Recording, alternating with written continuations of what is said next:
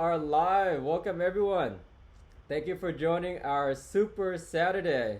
We missed you guys last week since we had a live event, so that was actually really cool to see everyone in person. We met a lot of people for the first time in person, so that was really nice. So let's get back into our online Zoom sessions. We got a good class today, a good group. So we usually start off with our agenda and just a couple of things, about 5-10 minutes, and then we'll jump straight into Hayden's session. So Hayden's gonna share a lot of cool stuff with us. He created a software that's pretty cool. So we're gonna check out Hayden's software that can analyze properties and numbers and things like that. So it's very cool. Okay, so everyone can see my screen. Everyone's ready? I think everyone's ready. Yep, let's do it. All right, let's do it. Okay, wins for the week. We're gonna run through very quick so we can get into our main agenda. Any wins for the week? Anyone has something interesting, exciting, anything cool to share? I have one, Tom. Yeah, tell us. Okay, so remember my Pine Street, my ARV is 345, but I just got the appraisal yesterday. Yesterday. Yeah. It was actually 370. 370. So you made an extra 30K just like that. So I'm so excited. Wow. So Fresno is getting expensive, almost 400,000. That is incredible. So good job. Good job getting an extra $30,000. That's enough to buy a house in Spain, right? Awesome. Very cool. So Margie's actually looking at properties in Spain near the beach if anyone wants to join Margie's adventures out there. And then I got some quick wins. We actually got 3 flips closing next week. Out of nowhere, we got 3 flips. So one in Gilroy, one in San Jose, quick condo, and one in Vallejo. So these are all small little flips. Same exact numbers. We buy for 500, put in like 30-40 grand, sell it for 700 and up. So it's not like super great numbers, but it's quick and easy flips. So we'll be happy to show you guys next time, show you guys in person. So very productive week. So needs and wants, anyone have needs and wants, just reach out to me throughout the week. If you guys want to learn about the flips, see our projects, or just talk about anything, talk about real estate, feel free to reach out.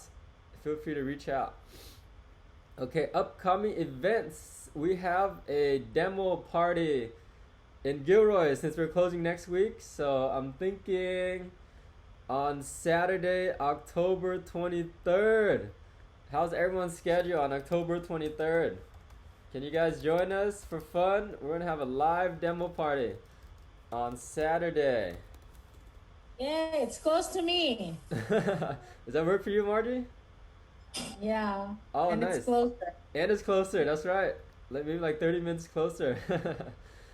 So save your calendar, October 23rd.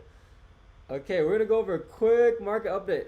We're gonna do this as fast as possible in 60 seconds.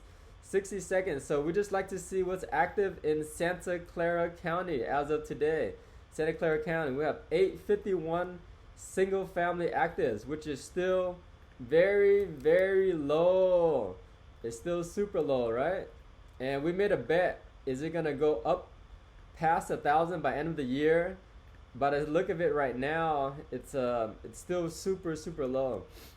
So pending, we have 1158s, and then sold within the last 30 days. Let's see, last 30 days, 1,078 houses. That's a lot, right?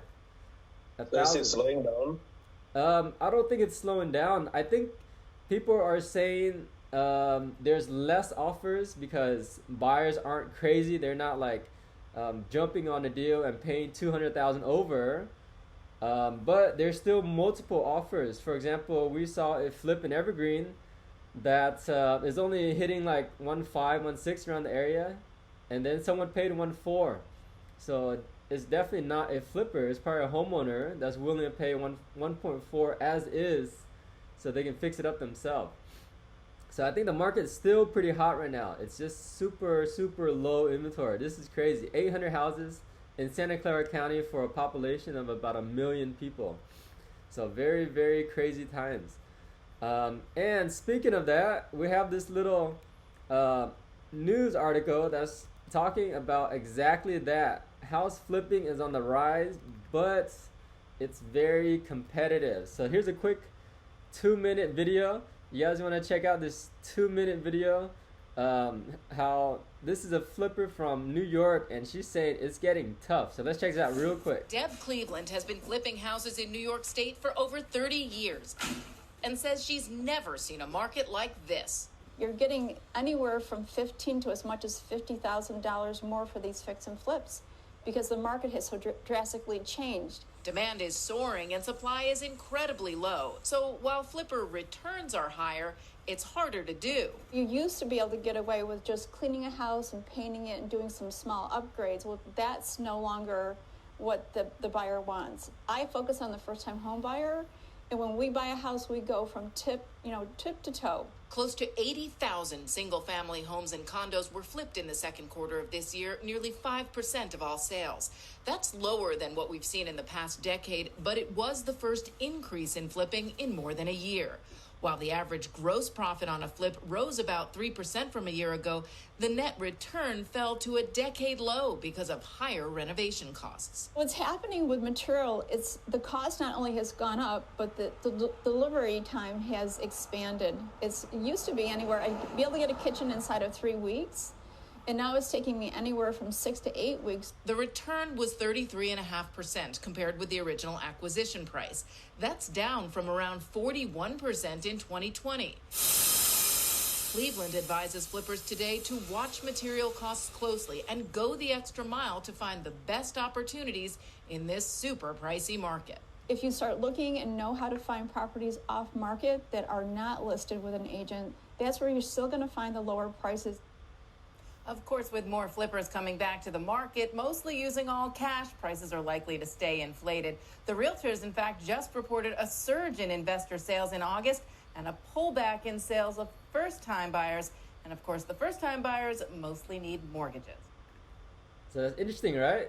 Two brand new homes out of 30 years, this is one of the hardest years for flippers. It's getting more and more competitive because we're competing against home buyers and everyone buying as is, just like the Evergreen house that we submitted an offer on. But it's also one of the best time to flip houses because the demand is so high. So it's kind of interesting. It's the most challenging but the best time to flip because people are paying really, really high. So speaking of people paying really high, let's check out this fat flip that made over $1 million. $1 million. It's pretty amazing. So if anyone wants to check this out, fat flip, go on Redfin and take a look at this property. This property is in San Carlos. It has a hill view, and they listed it for $3.5 million, which is about right. $3 million for anything in San Carlos with a view. So let's take a look at this remodel real quick. 1-car garage, nice white paint. I wonder what color is that. That's like the whitest white or something. It's really nice and bright white. Kelly Moore has one called Whitest White. Let's check this out. Nice little porch, nice warm wood color. Inside has that one white tone. It's pretty nice. Very nice mod. Ooh, look at that fireplace. That's kind of cool. Black cabinet. Very modern. Yeah, very farmhouse modern with the view. I like this backsplash, very different. So very nice touches throughout the house. So this one's listed 3.5, and guess they said $1 million in renovation, but I don't know. I think more like 500 to 700,000. That's way too much. That's like building a whole new house. So let's see how much they bought it for. They bought this for 1.6, and then now they're trying to sell for 3.5. So let's say even if they put $1 million, 1.6 put in $1 million is 2.6. Sell for 3.5. They're gonna make like $500,000, right? $500,000 in about less than 2 years. $500,000. So it's pretty amazing. People are still able to get huge spreads. Huge. Even though they put $1 million, but I think they just rounded it up. It probably costs only like 500 to 700,000 for this nice remodel. So $500,000, just like that, $500,000. So try to find deals with huge spreads in high-end areas. People are willing to pay really high for luxury areas like San Carlos, Redwood City, and all that. So that's a fat flip. Just want to share with you the numbers. And now let's jump into our main event. So 10-12, we have 50 minutes to talk with Hayden. And so Hayden's a pretty young investor. Started investing at 21 years old. That's pretty amazing. 21 years old. I was trying to buy a car at 21 years old, not a house. So very impressive, Hayden. That's you started on the right path. And how old are you now, Hayden?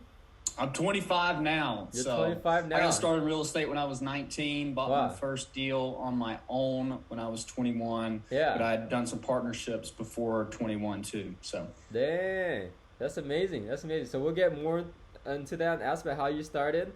So here's Hayden's email and Instagram. So Hayden also wrote a book. So check out his free book. So it's in the Google Docs. Let me share that with everyone in the chats. So you have access to Hayden's book about commercial real estate, and he'll talk more about that. His Facebook group. He has a YouTube channel. So Hayden's doing really well for himself at 25 years old. So you're gonna be retired by 26, Hayden?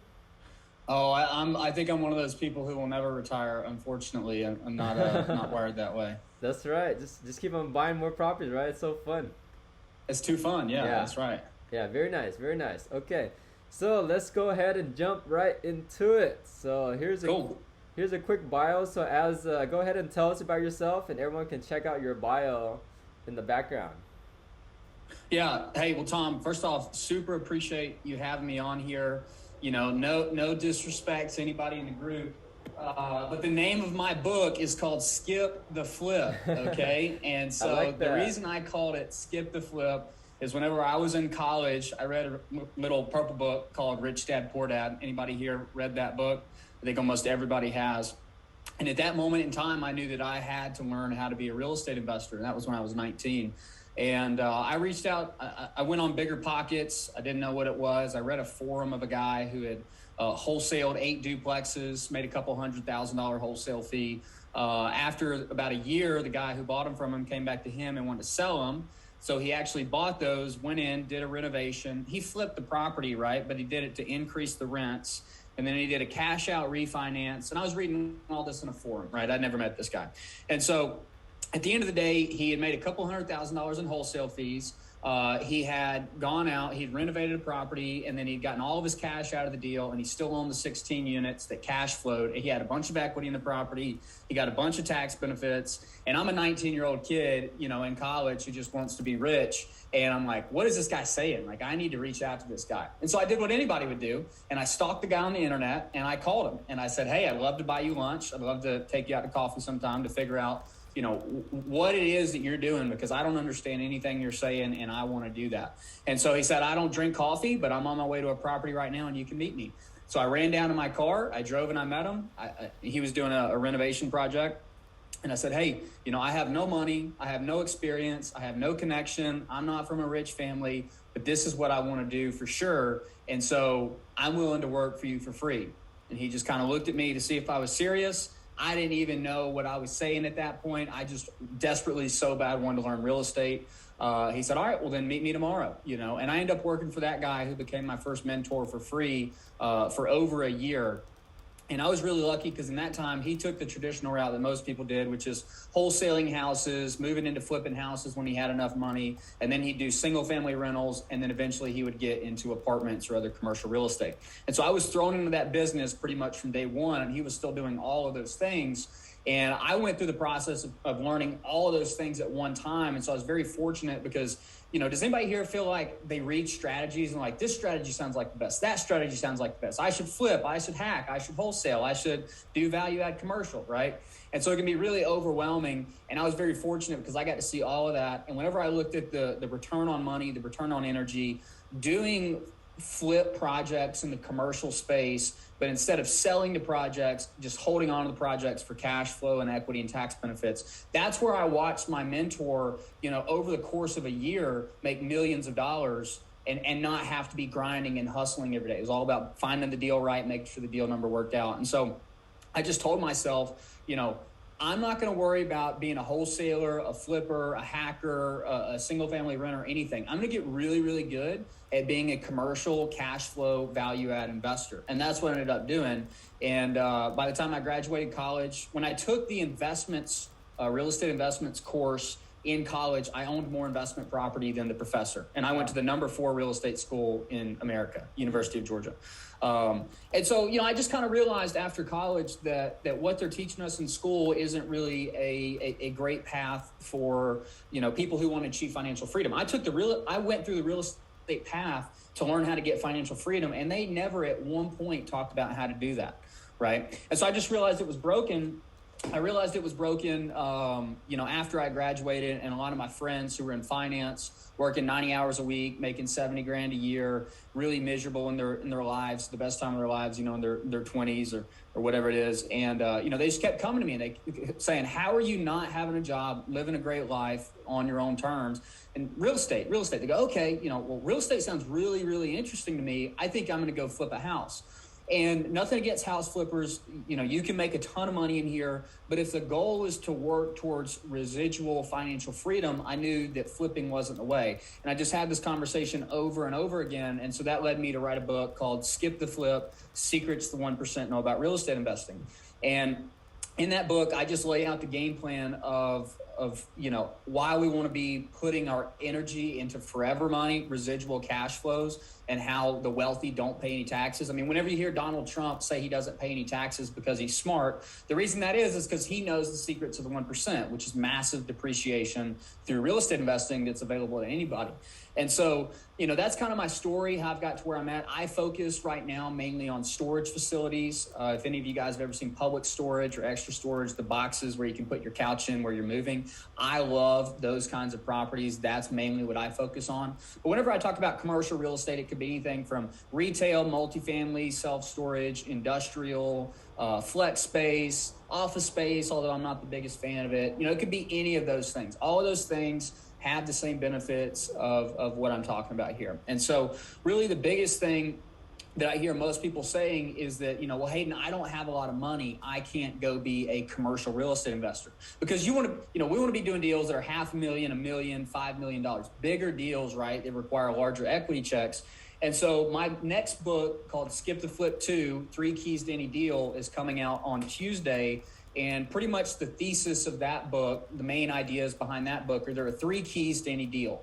The first key is a great deal, which everybody here knows that in order to have any successful project, whether it's cash flow or flip, it's all about finding a great deal in a great market where the numbers make sense. But whenever you're talking about cash flow investments, you have to figure out who's going to be the management on this, who's going to be the investment management on this. And then number 3, where's the capital going to come from? How much am I getting from the bank? Do I have my own money? Can I do creative seller financing? Or do I need to go out and raise the cash from investors, right? And so that's pretty much, a high level overview of who I am, what my mentality is. But my mentality is I want to buy real estate projects, because we all know that buying projects requires time, right? There's nothing about buying deals that is passive. So if we're going to go in and we're going to say, okay, we're going to do this work, well, I want that work to pay me forever, right? I don't want that work to, we just looked at an incredible flip that Tom showed us where the guy's going to make between $500,000 and $1 million, depending on whatever the renovation numbers are. Like, that's awesome. That's great. But that's one-time money. Right? In order to go out and have that money work for you, they've got to go find another deal to put that money into. And so my philosophy is if we're going to go out and we're going to do the renovation work, if we're going to find the deals, if we're going to contact sellers through off-market leads, we need to be going out and finding things that are going to create equity for us, massive amounts of equity, up front through our efforts of renovation. But then we're going to cash flow them forever. If I ever need to get money out, I can do a refinance. I can sell the deal if I need to. But, I'm very bullish on real estate into the future. And I think there's really not any reason I've never talked to somebody who has sold a real estate deal and said, I'm glad I sold that deal. Everyone says, I wish I had sold that deal because now it's worth 2 times what I sold it for, right? And so I just think that the way to true wealth of what most of our goals here are is 1, having cash flow assets, and then 2, holding on to deals because I'm very certain they're going to be worth more in the future than they are today, right? And so overall, that's my thesis and my talk, Tom. Very nice. So commercial real estate. So that's the you're looking at short term and long term because you're building equity right away, right? Since you're getting good deals, and then you're getting tax-free strategies too. So yep. So yep. And so one of the big things about commercial real estate, we were just looking at deals here. One of the things about commercial real estate is we're not valued based off of a fair market value or comps or anything. We're valued off of cap rates, right? Which means that our property is directly related, the value of our property is directly related to how much income it produces. Mm-hmm. And so we're really in a big way in control. I mean, inside of flips, we can choose our finishes, we can choose to build an expansion, but we're really capped by what the market is willing to pay per square foot for these deals. That's right. But in commercial real estate, you're not capped on how much your property can be worth as long as you can find ways to generate new income and boost the profitability of that deal, right? So there's a lot of different things that you can do in order to raise the income of property. There's a lot of different ancillary incomes outside of just renting properties. There's a lot of amenities you can add and other features you can do, and there's great ways. Like one example, an apartment complex I lived at here in Atlanta, they implemented it was a 196 unit building, and they implemented valet trash service. And what that is, if anybody ever knows of that, is they come around, they'll pick up your trash for you every night. They charged every unit in that building $25 a month for valet trash. Well, they didn't have any expenses. They just paid a guy, 10 or 15 bucks an hour to go around and do that. And I write this example in my book. On a 6 cap, which would be a pretty high cap rate in Atlanta apartments, they added $800,000 of equity to that property just because they have creative. They had an idea. Hey, let's charge people $25 in order to get their trash. Wow. And they made, $800,000 of equity into that property. And if they wanted to get that money out, all they had to do is go to the bank, get a refinance, and they'd be able to get 75 or 80% of that money out of that deal tax-free, right? So that's another big thing about flipping houses is, we have these consequential tax bills. Mm-hmm. Yeah, pretty amazing.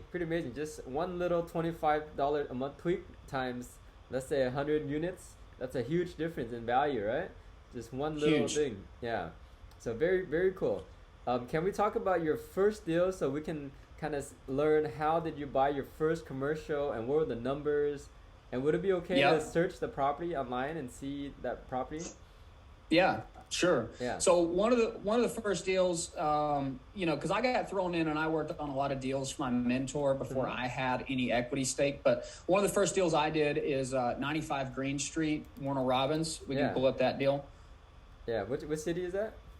It's Warner Robins, Georgia. Oh, nice. Okay, Warner Robins, Georgia.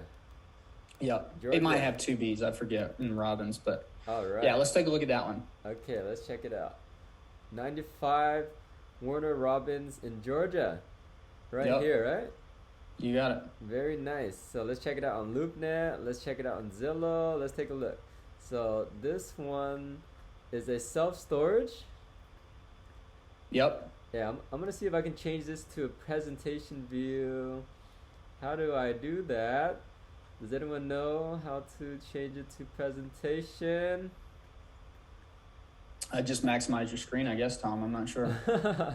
Okay, no problem. We'll just go this way. I'll figure out for next time. So let's check out this beautiful little unit. Look at that. It's a cool little self-storage, right? Probably has like 50 units or so. Or that's 150. It goes a little deeper back, Wow, but 150 units. Yeah, that's a lot. You got it. Wow, 150 units, and I like it. It's on the main road, which is perfect, right? Yeah, it's a great spot. Right across from there is one of the biggest Air Force bases in America that holds nuclear bombs. So in huge. America. Yeah, huge. Wow. Huge market for storage there, right across from a base. Nice. That's a cool. But nothing special, This isn't a sexy deal. It's it's just a standard deal. You drive by these things all the time. You don't think about it. That deal I bought for $550,000. That's it. $550,000. $550,000. I got an SBA loan on it, so I only put 10% down. Yeah. So 55 grand. Yeah. Okay, I put, I think, another 20 grand into improvements into it. Through painting it. I think I fixed a couple doors. Nice. I sold that deal about a year ago for 1.7 million. 1.7. That's amazing. So let's think about this. So why would someone pay 1.7? What was the cap that they were wanting to buy at? The cap rate on that, whenever they bought it, was probably about a 4.5%, which is why I sold it, because I didn't think it was worth 1.7. Yeah. And that's the only reason I sell stuff, is whenever I think people are willing to pay more than it's worth. Yeah. You know, I think a fair cap rate on that might have been like 6%. Yeah. You know. Wow. So people just have too much money. They just want to park their money. They just have too much money, man. Yeah, self-storage has done really well since COVID hit. A lot of people thought there would be a recession, and storage units are a recession-resistant asset. And so there's a lot of capital chasing these kind of deals. And so I said, you know, listen, I can go invest my money somewhere else better than 4.5%. So yes, I will take that deal. That is awesome. So bought for $550 in 2020 or 2019? I want to say 19. 2019. Yeah, I want to say 19. Okay, 2019. Yep. And then let's say 150 units. How much? Or maybe 18, Tom. Yeah, or 18. I can't remember which one it was. Yeah. Something like that. I think I held it for 2 years. 2 years. Nice. So so tax free and all that too. So 150 times how much can you get per unit? Maybe $100 probably. Bucks? Yeah. So $100 times 150. So that's still a lot of money. That's 15,000 possibly, right? Possibly 15,000 a month. Yep. And then you have other things. So one of the things we implemented, you know, there are admin fees, which every time somebody moves in, that's you know, $20 of pure profit. We do tenant insurance, which means it's kind of like homeowners insurance or renters insurance. That costs people $9. That is about $7.50 of profit per unit per month. Interesting. Yeah, I think we did some U-Hauls at one point there, which maybe made a couple $100 a month. Yeah. And so there are just these other ways that, you know, beyond just renting a unit, you know, $100 a unit times 150 units, that you can make money in commercial assets. Yeah, that's impressive. So your mortgage on that was only like 2 or 3K, right? 2 or 3K. Yeah, I want to say 2,500 is what it was. And then you're able to bring up the rents to, let's say, 80-90% or so. The rents? Yeah. Were you able to bring up the occupancy to... The occupancy, yeah. We got it pretty close to... I mean, it varies between seasonality. Storage is a very seasonal business. In the spring and summer, you're 100% full. In the fall and winter, your occupancy drops. And so it kind of, you know, goes up and down. At some points, we're 100% full. At other points, you know, it could go down to 85% or so. Yeah, to 85%. So which is still pretty good. It's always hovering around 80 to 90 average, 80 to 90. So let's say you get 12 to 13K a month. So that's pure cash flow, right?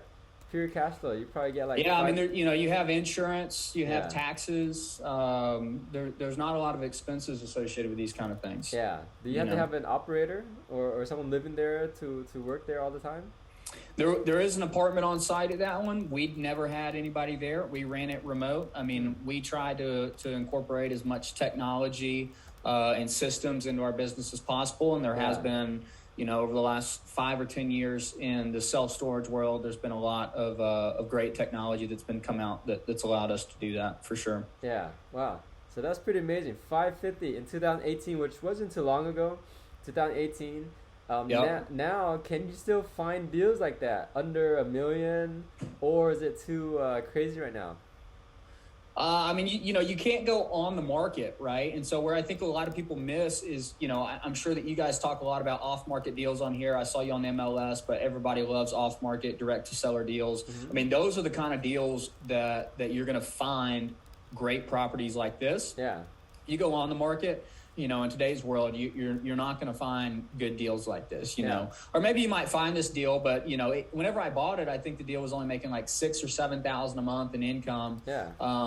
You know, and you'd have to pay like $1.2 million, for that deal, because people want to charge you for the upside in the deal. Just like they want to charge you in the upside in flips, they're going to say, well, if you redo this, then the property will be worth this. It's like, am I paying for the chicken or am I paying for the egg here? And so one of my rules is I never want to get the egg and have to pay for the chicken, which a lot of people are willing to do right now. Right. So at the time, $550, was that a deep discount, or what was the value worth at the time? No, I mean, I think I got it appraised at $600 whenever I did buy it. Oh, so at the time that was about market value. And then how did you find a deal like that? So this was a pocket listing from a broker that I had built a relationship with. Yeah. I owned another deal down the street with my partners, or we had actually just bought it. I did that one through a lease option. But anyways, I was talking to the agent or the broker that I just bought this other one. I'm looking for other deals in the area, just letting people know that I'm looking for it. You know what I mean? And so being intentional about that. I mean, I was reaching out to other owners, but they had an inside relationship with this owner. And they told me about it. They told me, I think I'd been a little bit familiar with the property. And when they said, hey, you can buy it for $550, I said, just go ahead and send me the contract. Because I knew that deal in particular would be great. Yeah, even at the time. So even at $6K a month, it still covers your mortgage of about $2 to $3K. So even at that time, it makes sense, right? Yeah, I mean, it wasn't a great deal, but it underwrote 90% leverage, which, in the commercial world, everybody says, how do I go get these big commercial loans? Well, guys, whenever you're getting commercial loans, bankers care a lot less about your personal financial situation because they do what's called asset-based lending, right? They're looking at how much income does the deal produce, and can the deal's cash flows and NOI cover the debt service on this property, right? Yeah. So that's very important, because when you're going out and you're buying a house, a single-family house, they look at your personal income and they say, can this person service the debt on this mortgage payment? And they care only about you, right? But whenever you're going in, you're getting commercial loans, they're going to say, how much income does this deal produce, and does it cover? And then if that doesn't cover, then they'll worry about the borrower and the income of the borrower, right? Now, that doesn't mean you can't have a job and they're going to go, give you a loan, but it can really help whenever you're trying to buy a property and the lender cares a lot more about how much income is the deal producing than how much personal income do you bring in. That certainly helped being a broke college kid. That's nice. So you can be unemployed and buy commercial. I don't know about that, but you could squeeze a deal in for sure. Yeah, I like that. Yeah, everyone says that, and I never quite understood that. But so it's based on the property income. Yep.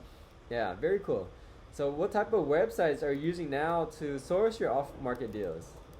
I'm not using any websites. Really? I like direct mail. I like cold calls. Luckily in the commercial world, most buildings have a phone number on them, right? Yeah. So it's very easy to cold call commercial deals, certainly in self-storage and apartments and things like that. Wow.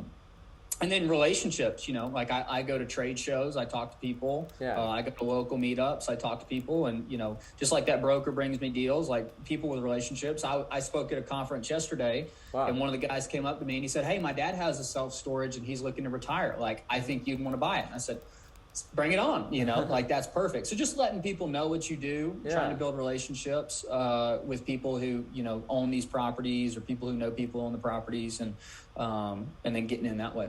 Okay, very cool, very cool. So just a lot of networking and direct marketing. Do you do like direct mail, direct text to the owners? Or direct mail, for sure. Yeah, I've done some text campaigns. They've worked okay. Yeah, I've gotten some deals. I haven't closed any deals. I've gotten some under LOI, but they end up not working. But direct text messaging, text campaigns, that works decent. Very nice. So which areas are you focusing on now? Still Atlanta area or Georgia area, or? Yeah, so I live in Atlanta. Currently I own deals in Georgia, South Carolina, and Florida. I love Florida. I love Southwest Florida. But I'm looking pretty much in anything in a growing market in the Southeast. In the Southeast. Yeah. Okay. And I'd go to Texas too. Yeah. I mean, I'd go to Arizona, but that's a super hot market. But I'm looking for anything where it doesn't snow a lot, because I don't like the cold. And, the population's growing and people are making money. Okay. So very cool. So Southeast. It doesn't snow is a personal preference, okay? Yeah, I hear a lot of people don't like it because you deal with random issues like the pipes freezing and the heater going out, stuff like that? Yeah. Oh yeah. Okay, so very cool. So mainly self-storage, or are you buying apartments or anything else?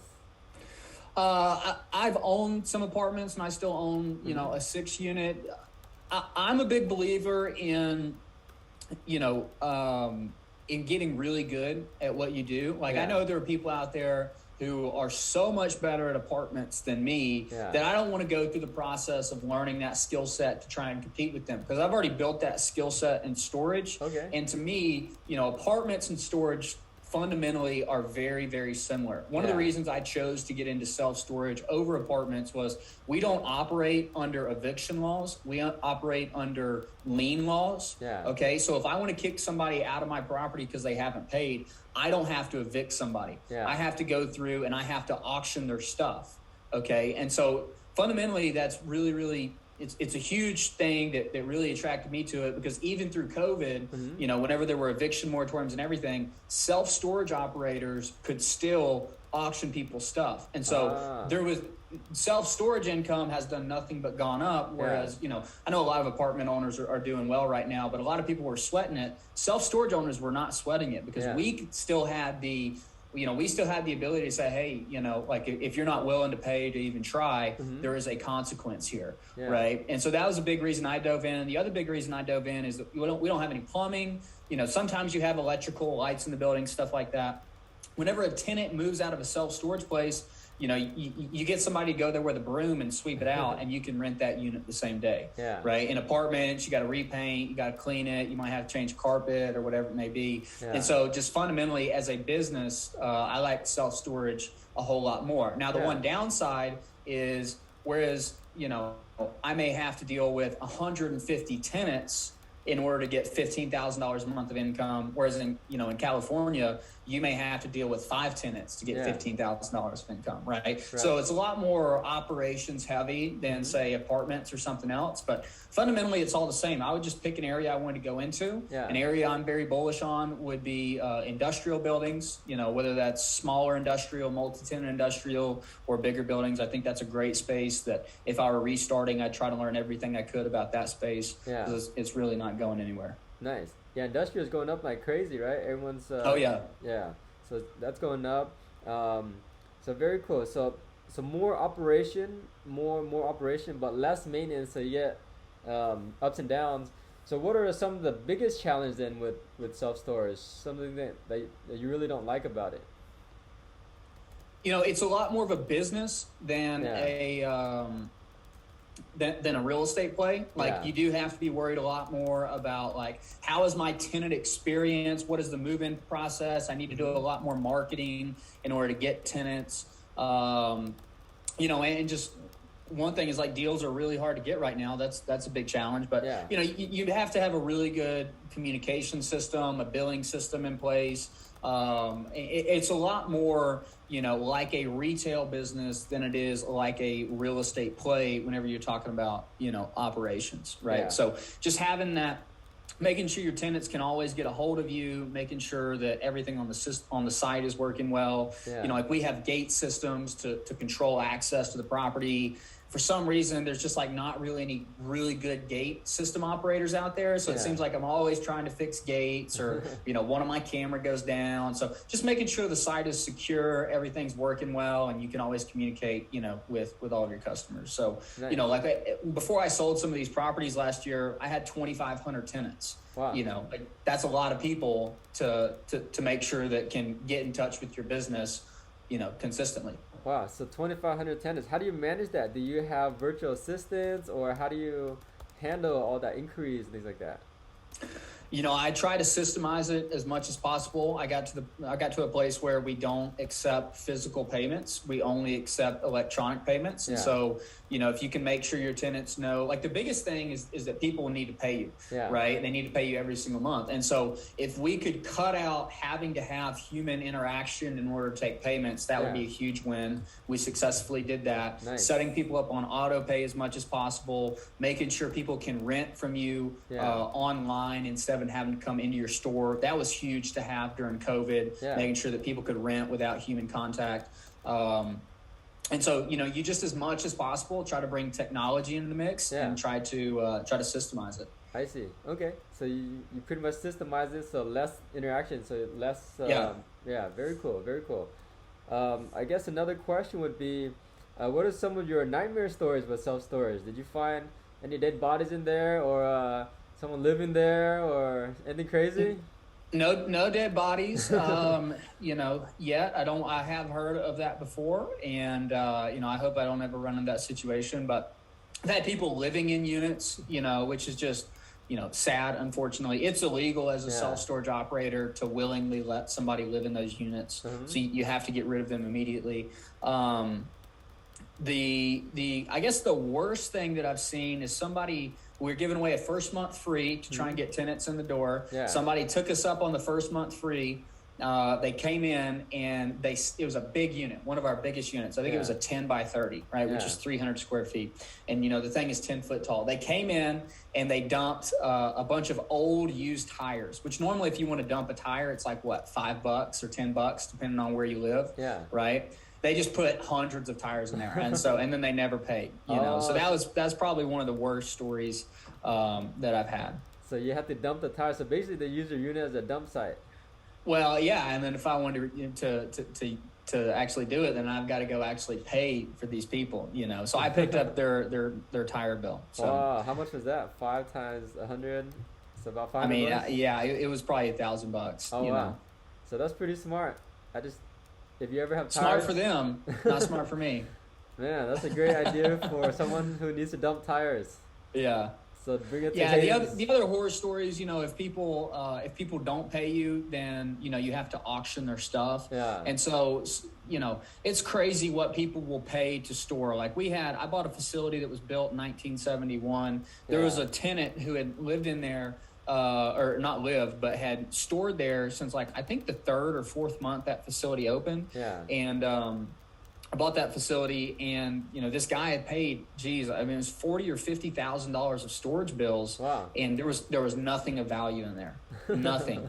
There were just old, maybe it had sentimental value to him, just like old newspapers or like some old records, that weren't well taken care of. Yeah. And so it's crazy what people will do, but the worst part is whenever somebody doesn't pay and you've got to go through the auction process on them, and it's just full of junk, nothing of value in there, right? And so you, as a self-storage operator, you're not allowed to buy what's in those units. You have to put it on an auction for the market to come in and buy. Yeah. And so, but if nobody wants to buy it, if nobody's willing to bid on it, then you have to get rid of that. And so I bought a lot of facilities where people haven't auctioned in a while, and whenever you get in there and do an auction on, say, 20 or 25 units, and they're all just full of trash, well, then you've got to get a dumpster there, and you've got to clean all this worthless junk out of there in order to be able to rent it out. So that's another thing, is just, you're literally in a trash business, and it's very rare, that people don't pay on a unit that has something of value in it. You know? Okay. You didn't find any Rolex or anything interesting in there yet? No Rolex. I found one time, a bunch of gun cases in there. Oh. There was nothing of value there. I mean, I don't think I've ever seen a unit sell for more than like $1,000. Wow. Okay, so very unvaluable things in there.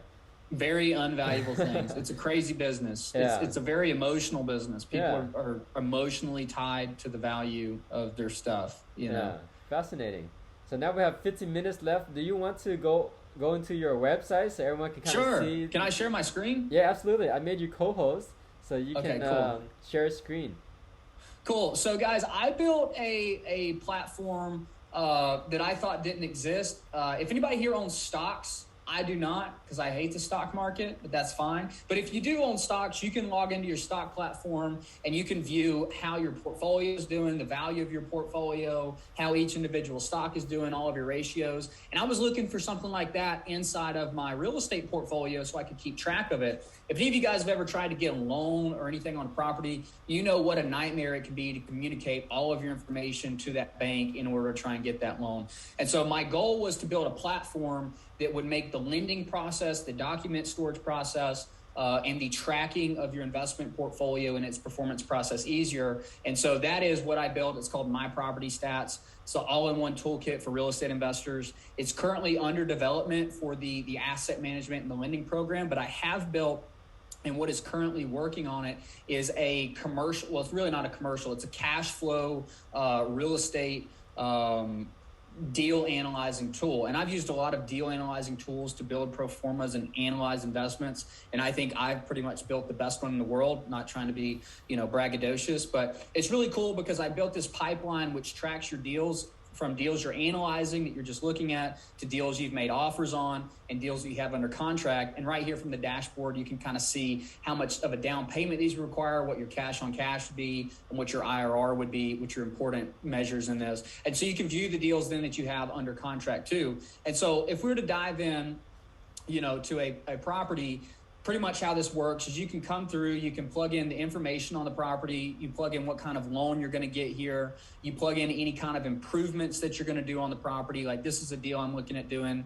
I'm going to buy the building for $775,000. I'm going to put $190,000 in the deal. And then I can come through and I can put the income on this deal in. I can tell the system if it's going to be vacant. I can tell it about these other income items like admin fees or late fees or insurance that I was telling you guys about. You come through, you just plug in your expenses, how much my taxes, my utilities, my repairs, my landscaping, that kind of stuff. And then what the system does for you, once you learn how to do it in a matter of 5 minutes, you can build a 20-year, very professional looking pro forma for you. And so this will tell you everything from the income you're going to build to your NOI, which is a very important number. It's going to analyze your debt service and your cash flow. And so can you guys see my screen, or is this too small for you? Yeah, I can see it.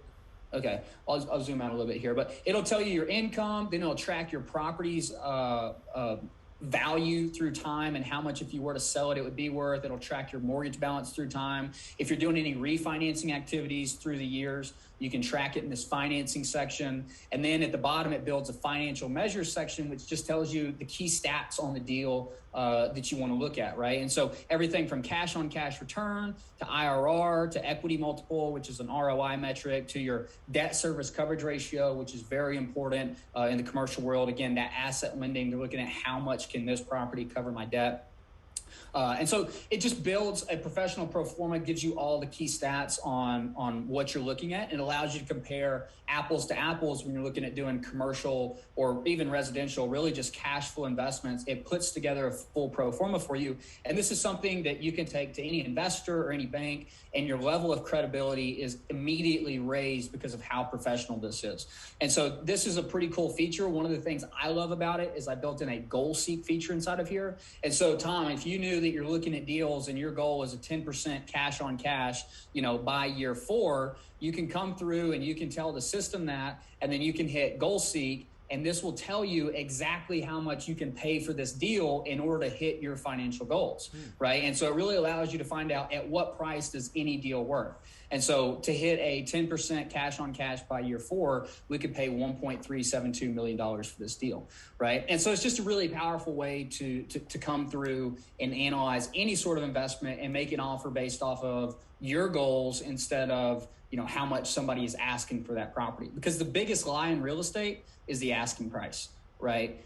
The asking price does not mean how much a deal is worth. And so that's a pretty cool feature on it. Some other cool features that I really love is that as we're buying deals and documents are flying all around, I built a Dropbox inside of here, inside of the deal, where you can store all of your documents and share it with people. And then my last, but probably one of my favorite features, is you can come through here and you can build duplicates of this deal. So if you want to compare a rehab strategy from one deal to another, or if you want to compare, am I going to use this lender, or how much equity am I going to put in the deal? What this allows you to do is to come in and edit scenarios of this deal, and then you can come in and you can view on a multi-year which of the two you should do based off of the raw numbers, right? And so if my goal was cash on cash by year 3, this would tell me my original scenario is better than my duplicate scenario, whether that be, the rehab strategy or whatever it would be. And so overall, that's kind of, what I've built here inside of MyPropertyStats, which is extremely powerful for people who want to become cash flow investors. Yeah, that's pretty amazing. So you built that. I'm curious, how much would it cost to hire engineers and all that to build a website like this? Probably 300 grand. Really? You spent 300 grand on this website? I didn't, because I have a piece of equity in this deal out to somebody who could do it for a lot cheaper. But I did get quotes on it. I've gotten bids on it, and it has been around that. And most people in the software world, I don't know if anybody here is in software, but everybody I've talked to is just, you know, really impressed for the amount of money I have gotten this done for. So I got an off-market deal on this software development. I have a quick question, Hayden. First of all, yes, absolutely. Thank you for being here. I have two questions. One is for the real estate storage, and then second is for your Sure. So the real estate storage, when you buy the storage, you're basically buying also the land, right? Yes, ma'am. Correct. Storage. Yeah, it's the same as buying a house. You're buying the land and the structures. Yep. Okay, perfect. And then the second question about this, my property stat is that you just plug in certain information, and then the data type that will just generate for you automatically. Absolutely. So like we can just real quick create one from scratch. And so let's say that I was going to buy, 123 Main Street, and let's say it was in Atlanta, right? And let's say that this was a multifamily deal with 10 units at 1,000 square feet each. I'll show you how quick we can do this. Okay, so it's 10,000 square feet total. And let's say I was going to buy this deal for $1 million. Okay, I'm going to tell the system it's a cap rate because it's a commercial deal, and I'm going to tell it that it's valued on a 6 cap. Here would be my loan information. I'm cool with this loan information right now, so I'm not going to change it. 5% interest, 30-year amortization, 75% LTV. So I really don't have to do anything else here. I can come in and I can put my income. And so let's say that we're all 1 bedroom, 1 bath at 1,000 square feet, and I had 10 of these units. And I could tell them the market rent on this deal is, let's say $1,500 a month, right? Then I can come through and I can enter my expenses. And if I want to come through and enter all of these expenses in, then I could do that. But let's just say I just want to enter in, like do a quick and dirty method. And I just want to say all expenses are going to be, let's call it $3,000 a month. Okay. So $3,000 a month, boom. I just built and analyzed this entire deal. Oh, wow. So you can do this in literally a matter of minutes, and it'll tell me all of my financial stats. And if I said, hey, my goal is to earn, a 10% cash on cash by year 3, how much should I pay for this deal? And well, I can't because it's just so good. But I could come through and let's say I wanted to earn a 40%. Well, I have to talk to my engineers about why that's not working. I might have entered something wrong in here, but the purpose is that you can come through and really just in a matter of minutes enter a couple of key pieces of information and get really, really granular, right? But if I wanted to compare this deal, like we just created that, let's say instead of using this 75% loan, let's say another lender offered me an 80% loan, at let's say 6% with a 1 point paid up front. Well, I can compare side by side which of those two that I should take and which of those has the best financial measures, right? So the work you have to put in is just like, what is the data? What are the expenses? What are the income? What's the purchase price? And it will build all of this for you. Okay. Well, that is amazing. Yeah, that would be cool. That is amazing. That'd be cool to add your property in there, Margie, like the single family to see the returns and all that. I know. I wanted to see how much I'm making. So. And so this, I just want to be clear, this does not have to be commercial properties. This can be residential properties. It can be Airbnbs. It can be hotels. It can be whatever you want. Nice. This will analyze any kind of deal, any kind of cash flow deal. This isn't for flips. This is for buy and hold cash flow commercial real estate or cash flow real estate, not just commercial. Very cool. Very cool. I'm sorry, Tom.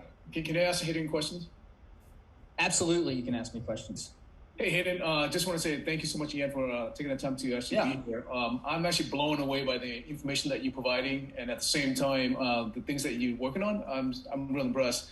Quick question for you regarding this website that you build.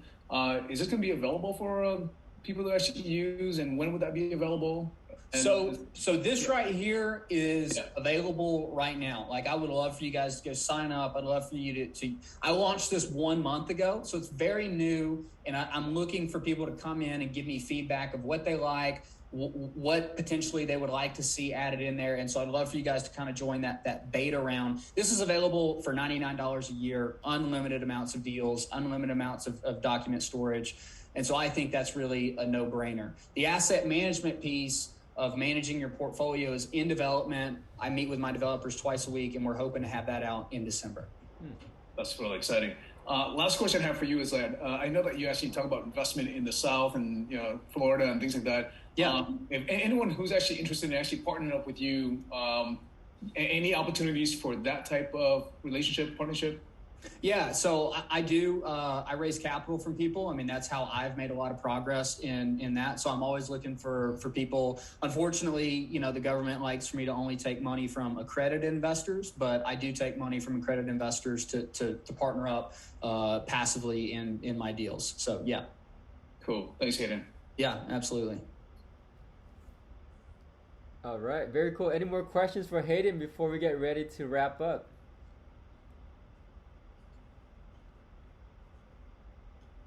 Okay. This is fun. I'm happy to happy to answer any questions. If anybody wants to email me after, I'm happy to stay on and answer any questions now. And I'm grateful for the opportunity to talk to you guys and talk about my property stats as well. Yeah, I love it. Self-storage, very interesting. I even see people building self-storage. So that just shows that there's such a high demand.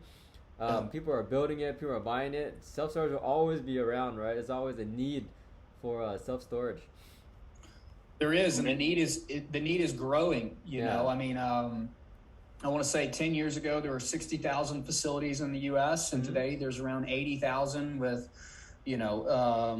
just more and more being built every single day. I mean, we in the storage industry measure storage based off of the number of square feet per person, and so as the population grows, we have to build more self-storage just to keep up with the population. That's right. But in addition to that, people like self-storage didn't used to be a popular thing. It's becoming a more and more popular thing, and more storage is being used by the average person.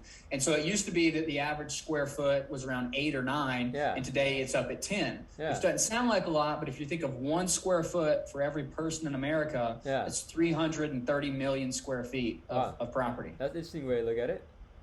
Yes. I think it's always some type of need that it was, we try to meet somehow. Like I am we call it minimalist, but then I put all my junk in the storage. Weirdest thing. Like I love you, minimalist. You're great.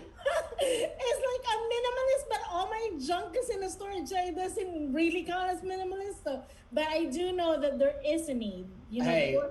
Listen, self-storage property owners support minimalism, and we support hiding your secret in our storage facilities for sure. Hey, Hayden. Thanks for sharing a ton of information. My name is Sen. May I know where you are located, and do you have time to mentor people who want to start? So I'm in Atlanta. I do run a mentorship program for people who want to break into commercial real estate where we meet once a week. We can talk more about that. The best way to really learn more about this is to get my book. Again, you guys can have my book for free in PDF or audiobook. If you want a physical book, you can buy it on Amazon for 10 or 15 bucks or however much it is. But that's the best place to start. And then if you guys read that, want to talk more, reach out to me over email, and that'd be awesome. Thank you. Awesome, yeah, absolutely. Awesome. All right, so 11 o'clock, that was good. That was a lot of good information. I'm motivated to buy self-storage now. So we're gonna see Crabtree storage all over America in the next 5-10 years. So very. Let's go, Tom. I can't wait. Yeah. Another thing that I love, just to open y'all's eyes, is boat and RV storage. I'm not sure if you know, but the millennials own more RVs as a generation than anybody has ever done that, and COVID has only accelerated that trend. Yeah. And so the HOAs, the city ordinances prevent a lot of people from parking their RV or their boat in their driveways. And so these RV industries have really blown up, or the RV storage sites have really blown up. And the cool thing about it is I'm storing people on dirt. I don't even have to build anything. I'm just buying land, letting people park there, and the expenses on those are really, really low. So keep your eyes open for those too. Very cool. Yeah, let's buy some. So everyone, reach out to Hayden, check out his opportunities, and let's do a selfie before we go. Can we do a selfie real quick? We're gonna have a super Saturday selfie with everyone. Okay, everyone ready? 10 seconds. 10, 9, 8, 7, 6, 5, 4, 3, 2, 1. Okay. All right. Thank you, everyone. We'll see you next Saturday. Thank you, Hayden. We'll love to fly out to Atlanta and visit you and check out your storages. Absolutely. Yeah. Absolutely. Thanks again. If anybody wants to sign up for My Property Stats and let me know what you think about it, I would really love that. All right. We get free lifetime membership, right? Absolutely. All right. Have a good day. See y'all. Have a great one. Okay. Bye-bye.